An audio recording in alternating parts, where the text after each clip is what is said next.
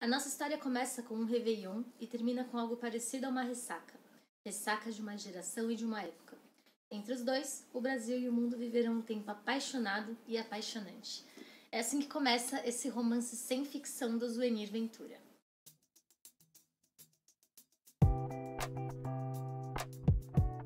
Zuenir é um escritor e jornalista brasileiro. Ele também é um imortal pela Academia Brasileira de Letras, tendo sido empossado em 2014 após a morte do Ariano Suassuna, pegando seu lugar.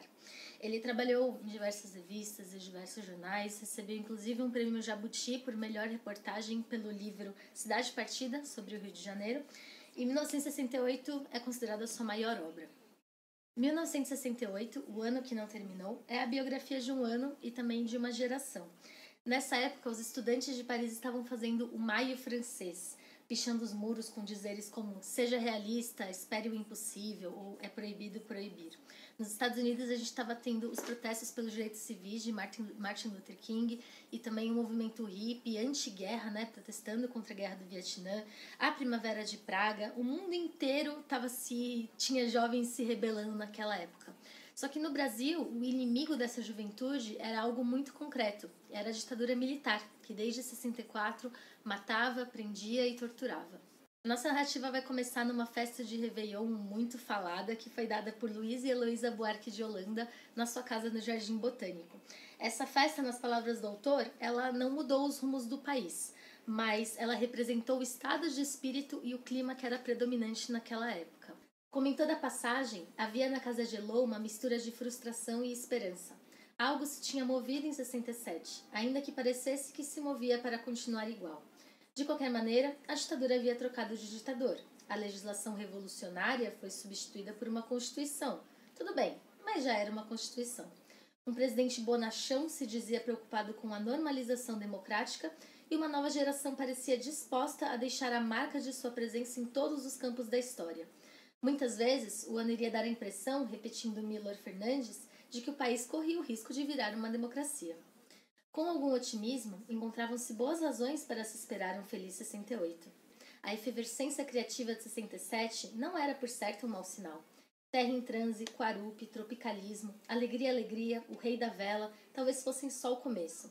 Além do mais, o movimento estudantil, cujas entidades haviam sido postas fora da lei pelo golpe de 64, vinha se reorganizando e mobilizando a massa de secundaristas e universitários. Havia, que a distância não nos deixa esquecer, a ameaça incansável da censura e de outras formas obscurantistas. Mas esses riscos de retrocesso encontravam o setor cultural vigilante e cada vez mais consciente da necessidade e da possibilidade de resistência. O segundo governo militar anunciava que queria restabelecer o diálogo com a sociedade e com a classe política. Só por isso, o ano de 68 já seria um avanço. O elenco dessa festa era dos mais estrelados. Então a gente tinha Glauber Rocha, Milor Fernandes, Geraldo Vandré, uma profusão de escritores, músicos, poetas, editores literários, de tudo. Hélio Gaspari, que era um jovem repórter na época, escreveria mais pra frente uma crônica intitulada O Último Baile da Ilha Fiscal. Mas ele, que estava presente na festa, né, ele teve que escrever essa crônica baseada nos relatos dos presentes, porque o que aconteceu foi que ele queimou a largada e acabou indo dormir num canto da festa muito cedo e só acordou de manhãzinha, já quando a galera já estava indo pra praia. Teve briga de casal, teve bofetada. Pelos cálculos do pessoal, 17 casamentos acabaram na festa ou como consequência daquela festa. E a casa ficou completamente destruída pelas 1.000 pessoas, calcula-se, que compareceram por lá. Os danos e prejuízos só foram reparados pela venda das 100 garrafas de uísques que sobraram da festa, porque o ingresso da festa era cada um trazer uma garrafa de uísque. Enio Silveira achava que aquela grande libação significou o fim de uma época e não, infelizmente, o começo de uma nova. Foi um delírio coletivo, explicou Calmon. Todas as crises internas explodiram ali. Pessoas com problemas sexuais que não conseguiam transar com isso, uniões felizes, fantasias não realizadas, violências reprimidas, a perda da fé na política, veio tudo à tona. O som, a bebida, a euforia desorientada, uma situação meio agônica, não deixavam, porém, que se percebesse isso. Nem isso, nem eu queria ocorrer com o país. Zuenir, então, ele passa a descrever as personagens dessa época, né, e o espírito coletivo daquilo. Então, ao tropicalismo, essa sensação disruptiva que ele trazia com relação à bossa nova, inclusive tinha uma rivalidade de Chico Caetano, né, que era absolutamente montada, entre eles não tinham nenhum problema. As assembleias, as faculdades públicas, o movimento estudantil que voltava a se reorganizar, a importância do teatro também para esse clima de subversão e de mudança. Talvez nunca os palcos nacionais tenham assistido a uma explosão visual, sonora e gestual tão virulenta como esta que inaugurou no Brasil o Teatro da Agressão, ou o Teatro da Grossura, ou o Teatro da Porrada. A peça não só agrediu o público, intelectualmente, formalmente, sexualmente, politicamente, conforme queria o próprio diretor, como contestava as formas e propostas artísticas anteriores, em especial as da esquerda tradicional. José Celso se insurgia contra o que chamava de ditadura da classe média e contra o teatro reformista que procurava conscientizá-la. Ele achava que aqueles devoradores de sabonetes e novelas tinham que degelar na base da porrada. Era uma guerra e ninguém seria poupado. Na primeira noite em que o personagem do cantor se suicida, oferecendo seu fígado à devoração dos fãs que os despedaçam, e o seu fígado era uma real porção de fígado de boi cru, a plateia, salpicada de sangue espirrado no palco, entendeu que naquele tipo de novo teatro, a metáfora não seria uma figura de retórica, e a agressão não seria mais apenas um gesto simbólico. Você já matou o seu comunista hoje? Vinham perguntar os atores a qualquer espectador que desavisado se sentasse em um local vulnerável. O ator Antônio Pedro, o anjo da guarda, que no palco simulava atos inconcebíveis para uma cena em que sua parceira era Marieta Severo vestida de Nossa Senhora, ainda se diverte quando se recorda de uma noite em que, improvisando uma provocação como fazia sempre, foi ameaçado pelo espectador. Olha aqui, ô anjo, se você não parar eu vou te dar uma porrada. O drink escolhido para essa leitura ele se chama Tropicália. Não tem nada mais assim, característico dessa época do que essa música, esse movimento da Tropicália, né? E até mesmo as contradições que eles traziam para dentro da sociedade. Muitas das pessoas que estavam lutando por essas mudanças e por essa libertação foram contra a Tropicália e o seu jeito disruptivo de ser.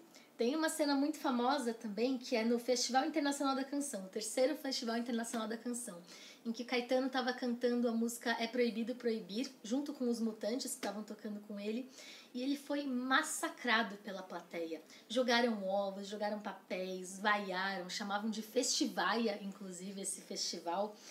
E isso só demonstrava aquela intolerância a alguma coisa que a plateia não queria ouvir. Então, tudo que não fosse exatamente o que eles queriam, eles estavam negando. E nisso, o Caetano fez um grande discurso para essas pessoas que estavam ali falando mal dele. E ele virava, assim, isso você encontra no YouTube facinho, mas ele virou para aquela juventude e falou: é essa juventude que quer tomar o poder? Vocês não estão entendendo nada, nada, absolutamente nada. Enquanto isso, as pessoas vaiando e jogando coisas. Dizem que toda essa movimentação era porque a música que a plateia queria que tivesse ganhado acabou pegando apenas o segundo lugar. E essa música era para não dizer que não falei de flores, que não falei das flores, né, do Geraldo Vandré, que o próprio Miller Fernandes escreveria como sendo a Marselhesa brasileira.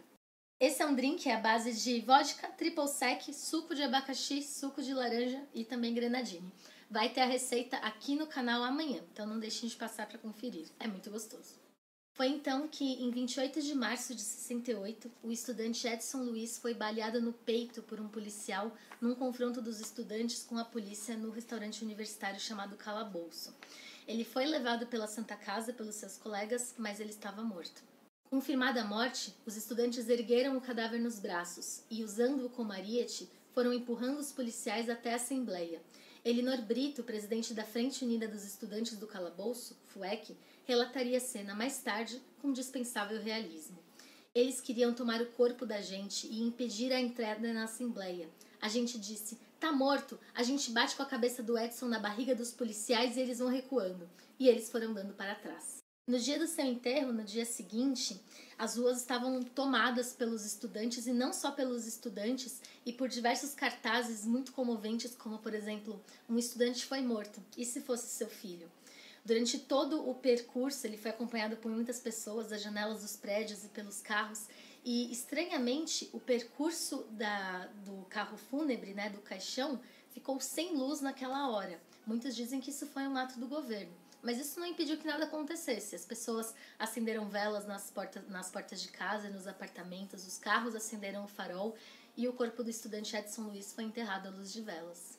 As revoltas estudantis então voltaram a assolar o país. Até mesmo Carlos Lacerda, que tinha apoiado o golpe e tinha se arrependido e estava meio sumido por causa disso, ele voltou a se manifestar, falando que era inadmissível que o exército tratasse os estudantes como se fossem ordens inimigas.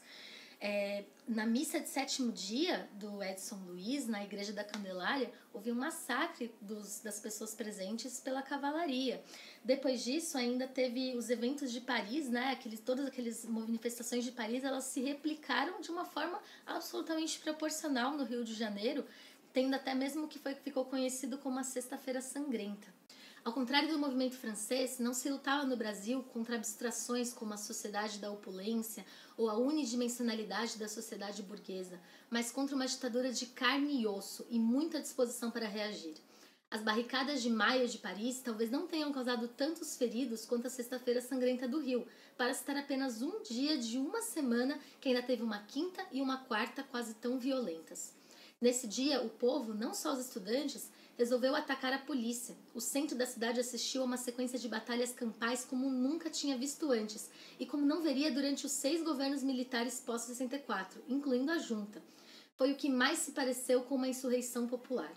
Durante quase 10 horas, o povo lutou contra a polícia nas ruas, com paus, pedras e do alto dos edifícios, jogando garrafas, cinzeiros, cadeiras, vasos de flores e até uma máquina de escrever.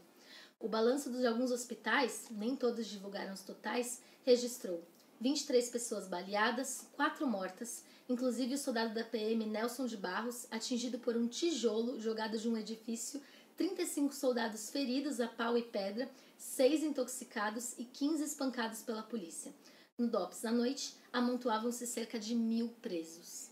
Zunini vai descrever também os bastidores do poder. Costa e Silva havia assumido então o governo em 67 e ele estava sendo pressionado por 2 frentes dentro das Forças Armadas mesmo. Uma que queria aumentar a repressão, que ele queria endurecer o regime, e uma outra que, sabe-se lá como, estava procurando uma normalização da situação e um retorno à via democrática. Daí então o caráter pendular do governo. Uma hora aumenta a repressão, outra hora diminuía. Costa Silva parecia bastante alheio às coisas que estavam acontecendo e reagia de uma forma meio quase que aleatória, segundo as descrições. Alguns pontos são extremamente importantes de serem ditos e esse livro apresenta isso. Então, por exemplo, muitos querem dizer que o AI-5 foi uma reação a esses movimentos estudantis e a gente sabe que não foi. O Zwenir mesmo diz que o AI-5 já estava sendo gestado muitos meses antes de ele ter sido efetivamente colocado em prática. E, na verdade, o que foi os protestos e essas revoluções estudantis foram meramente pretextos para serem colocados, para o AI-5 ser efetivado quando ele foi. Outro ponto muito importante que o Zwenir faz questão de identificar aqui é a participação imperialista da CIA, tanto no golpe de 64, como também nos acontecimentos de 68. Com relatórios, ele descreve várias cartas e várias correspondências que a CIA mandou, e tudo isso assim, em tempos de negacionismo, nada como você ter documentos comprovando o que é mesmo a verdade. A aventura dessa geração não é um folhetim de capa e espada, mas um romance sem ficção. O melhor do seu legado não está no gesto, muitas vezes desesperado, outras autoritário, mas na paixão com que foi a luta, dando a impressão de que estava disposta a entregar a vida para não morrer de tédio. Poucas, nem a efêmera geração dos cara-pintadas, lutaram tão radicalmente pelo seu projeto ou por sua utopia. Sem dúvida, há muito o que rejeitar dessa geração romântica de Aquário, o messianismo revolucionário, a onipotência, o maniqueísmo, mas há também muito o que recuperar de sua experiência. Os nossos heróis são os jovens que cresceram deixando o cabelo e a imaginação crescerem. Eles amavam os Beatles e os Rolling Stones, protestavam ao som de Caetano, Chico ou Vandré, viam Glauber e Godard, andavam com a alma incendiada da paixão revolucionária e não perdoavam os pais reais e ideológicos por não terem evitado o golpe de 64. Era uma juventude que se acreditava política e achava que tudo devia se submeter ao político: o amor, o sexo, a cultura, o comportamento. Uma simples arqueologia dos fatos pode dar a impressão de que esta é uma geração falida, pois ambicionou uma revolução total e não conseguiu mais do que uma revolução cultural. Arriscando a vida pela política, ela não sabia, porém, que estava sendo salva historicamente pela ética. O conteúdo moral é a melhor herança que a geração de 68 poderia deixar para um país cada vez mais governado pela falta de memória e pela ausência de ética.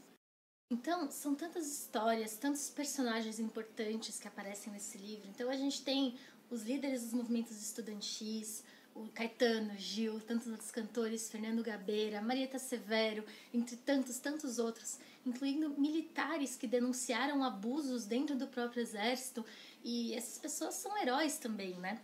E a gente vai seguindo então todas essas histórias e vai passando o ano inteiro até chegar em dezembro, no apagar das luzes mesmo, quando finalmente foi decretado o AI-5 e houve o endurecimento do regime. Esse que ficou conhecido como o golpe dentro do golpe, né? Então aumentou demais o número de presos, exilados, torturados, desaparecidos, mortos. E tudo isso a gente não pode esquecer. Então a gente tem que estar sempre nos recordando, sempre lembrando, sempre lendo sobre isso. E eu recomendo demais esse livro para vocês conhecerem um pouquinho mais sobre essa história tenebrosa que não pode se repetir no nosso país. É isso, gente. Espero que vocês tenham gostado. Compartilhem esse vídeo com quem vocês acham que se interessa por esse tipo de assunto. Deixe seu like pra mim, por favor. E não se esqueça de passar aqui amanhã para conferir o Drink Tropicalia, que é uma delícia. Sei que vocês vão gostar. Ótimas leituras para vocês e até a próxima. Tchau, tchau!